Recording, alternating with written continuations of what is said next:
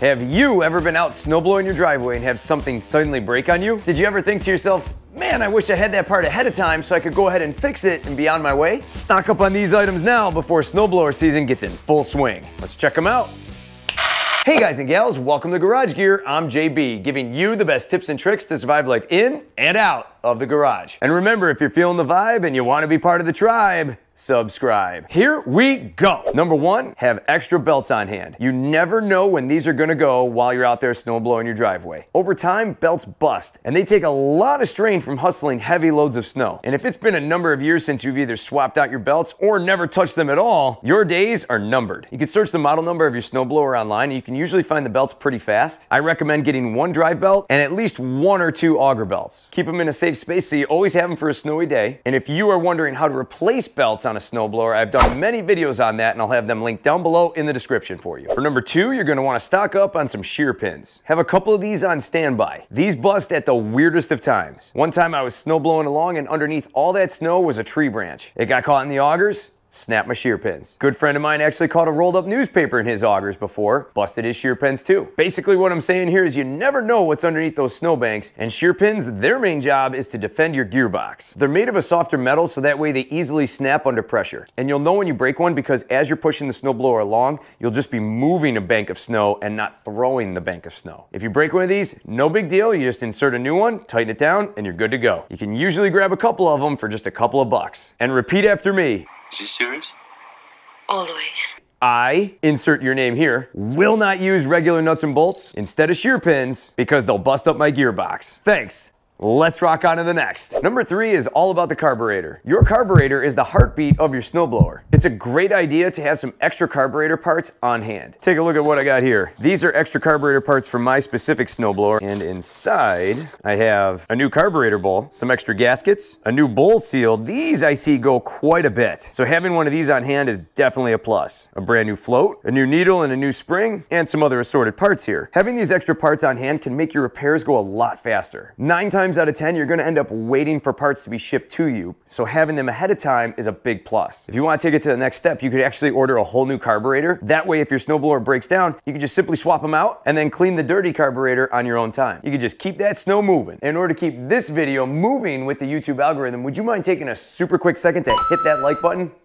Thanks. It's also not a bad idea to have some carburetor cleaner on hand. For number four, you're gonna want some gloves on hand because it's about to get greasy. Seasonal maintenance on your snowblower is important for its longevity. I like to keep a grease gun along with some red and tacky grease or some marine grease on hand so that way I can lube up anything during the season. Basically, it goes like this. If it spins on the snowblower, it's getting a shot of grease. Auger shafts, wheels and gears, bushings. On a snowblower, grease is your friend. Well, not your clothes friend, but it can go a long way to help keep things moving smoothly. I like to lubricate all moving parts on a snowblower at least once a season. And one tube or can of grease can last you many, many years. For number five, most snowblowers are made of metal. Metal rusts. And if it's metal, it's getting sprayed with some kind of rust inhibitor, like liquid wrench rust inhibitor, fluid film, silicone sprays, even WD-40 do a great job protecting all metal surfaces on a snowblower. I like to go ahead and just spray everything down and then just wipe it all evenly with a rag. And here's a little tip. After you're done spraying everything down, warn your significant other because they may occasionally walk by it, bump up against it, and then get all that oil on their clothes. I may or may not have gotten in trouble for this a couple of times. Come on, GB.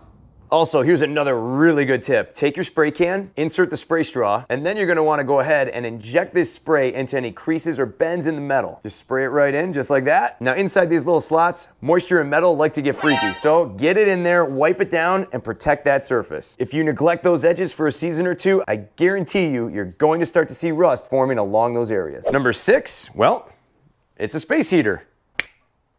Having one of these available is very handy. This is one tool that you will use far more than you think. I've actually done a video on this and I'll have this link down below in the description. Pretty much every single time I'm done using my snowblower, I'll fire up this space heater directly in front of the augers to melt off any snow and ice. This is important because if you just let that snow and ice build up and stay there in a cold garage overnight, if there's any snow and ice packed around the impellers, that could be a big problem for you because you could break a belt the next time you go to fire it up. I can't even begin to tell you how many times I've seen broken belts happen because of that. This also makes midwinter repairs a lot easier. Warm up any parts that you're working on and it'll just make the whole job go a little bit quicker. Numb hands don't work that fast. Now number 7 here has to be my favorite. It is a snowblower mat. Now please forgive me, mine are a little dirty, but that's just the thing. They have saved me countless messes in the garage. I really like how these contain the mess, especially with their high edges here around the rim. This is an Ariens mat. It's pretty thick and pretty heavy and doesn't get torn up by tire chains or anything like that. I've had this one for a number of years now. Now, if you leave a snowblower for a short amount of time with wet, rusty tire chains or skids on it, you're gonna see rust marks like this on your floor. But since I started using the mats, take a look at this. The rust marks are on the mat, not on the concrete. I park my snowblower on it all season long, and then in the summertime, I park my lawnmowers on them, so that way they're not dropping anything on the garage floor. It's all contained here on the mat. This one measures 30 inches wide by about 36 inches long. Now, if you're looking for a bigger mat, this is one by WeatherTech. This mat is huge. And I was actually kind of surprised when I got it how big it actually was. It's a little thinner than the Ariens mat. It has a nice tall rim around the outside. And this mat is so big that I actually have to ramp it up against the wall, but I like doing that so that way my skids don't damage the wall. This thing's so big you can pretty much park a tractor on it. Again, you can see the tire chain marks are here on the mat and not on the concrete. This mat measures 44 inches wide by 48 inches long. If you use a little Dawn dish soap, both those mats actually clean up really quick, and they hold up really well to salt, water, and all the different sprays that I put on them. If you're interested in checking out any of these items and accessories that I mentioned in this video, I'll have them linked down below in the description for you. For more cool garage gear content, click or tap the screen right here. Thanks so much for watching, and I'll see you in the garage.